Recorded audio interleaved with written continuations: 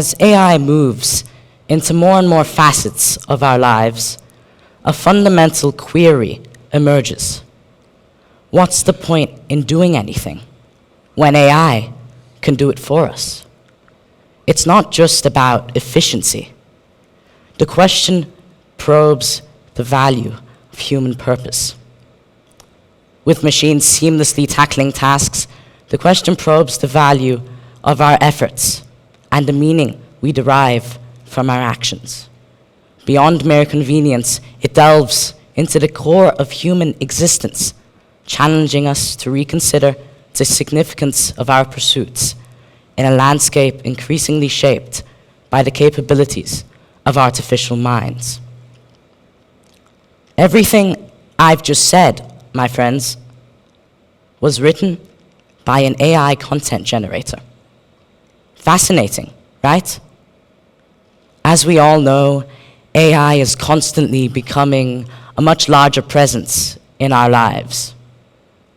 So the following question arises: why should we need to do anything when we know that AI can do it for us? If that were to happen, what would life be like?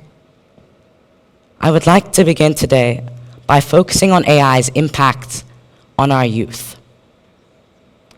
Should people my age be restricted from using artificial intelligence?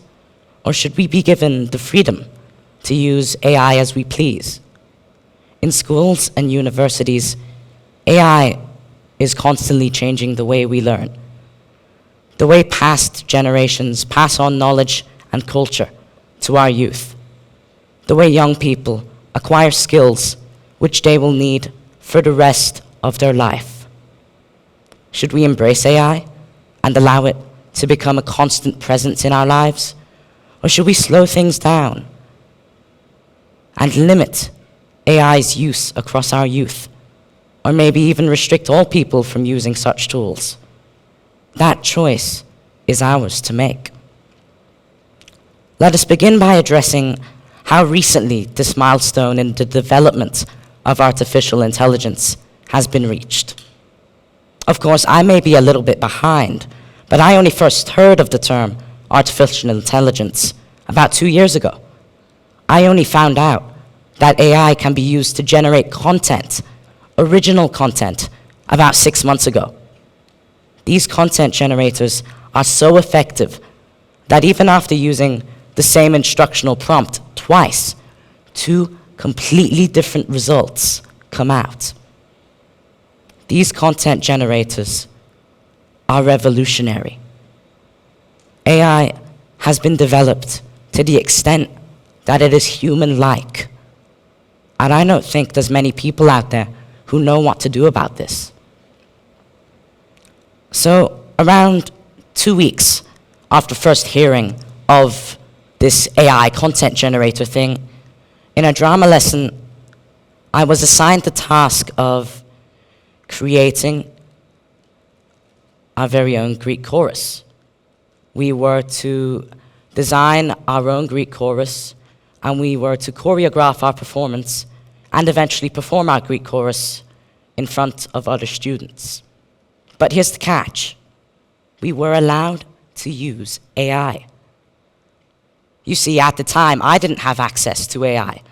The person next to me didn't have access to AI. As a matter of fact, none of the members of our group had access to AI.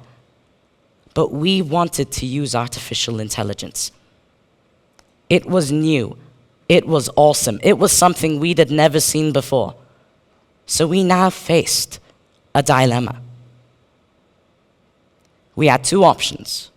Our first option was to go to a friend who did have access to AI and get them to generate the Greek chorus for us.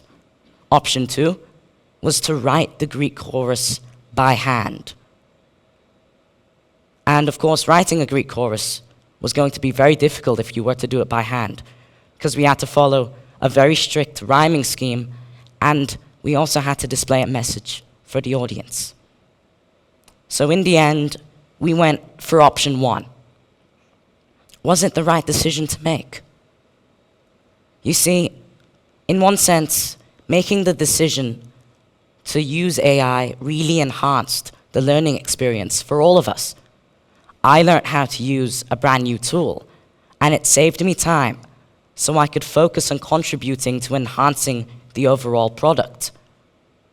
However, I didn't take any time to develop my creative literacy skills. Personally, this is of course a disadvantage. But at the end of the day, what we produced was equally as good as what any of the other groups who used AI produced. So that means that AI produces work of an equal high standard. Using artificial intelligence really raised the bar high. It gave us more time so we could focus on how to present our work, rather than focusing on what we were actually presenting. But then at the same time, because we were given the opportunity to use AI, what we were presenting was of a high standard. Intriguing, right? So how else will using AI affect society in a cultural sense? I find it vital to explore how AI will impact society, because there are many different cultures in our world, and artificial intelligence will impact all these cultures differently. You see, when you pass on knowledge to somebody of a younger generation, you're not only telling them what you know, you're giving them a method of how you do things, and this is culture. If we start to use AI for many things, we will eventually have to embed culture into AI somehow. And if we do embed culture into the artificial intelligence content generator, and we get our results which are optimized for the specific cultures that we may mention in the instructional prompt, the AI will be doing nothing but simulating culture. Earlier, I said that artificial intelligence has been developed to the extent that it's human-like. But the thing is, AI is not human. As human beings, we are not simulating culture like AI. As human beings and members of society, we are creating culture. We create culture every day. We share our findings with our friends. It can be anything from a really funny joke to a whole new euphemism. If we let AI do many more things than we do currently now for us, can we ensure and trust that AI will continue to create culture for us? You see, after encountering AI content generators, I've been put under the impression that it would be best that for the moment we continue to do things ourselves. However, it is vital we remain open-minded about artificial intelligence and its impacts on our communities, because my experience only involved an AI content generator. AI can mean many other things, and it can be used in many other ways. Another example of how we may use AI in society is through data analysis. Data analysis is undoubtedly a major aspect of problem solving. Why should professionals spend hours or even days analyzing the past to predict the future when we now have artificial intelligence which is capable of doing such a task in seconds? Would it not be more efficient if professionals, after they have reached a level of proficiency which makes them professionals, use AI to their advantage to simply save time so they can focus on the true priority? Of course, artificial intelligence is extremely effective and useful as a tool. But should we not use AI to our advantage in some cases, an example being data analysis, to simply save time?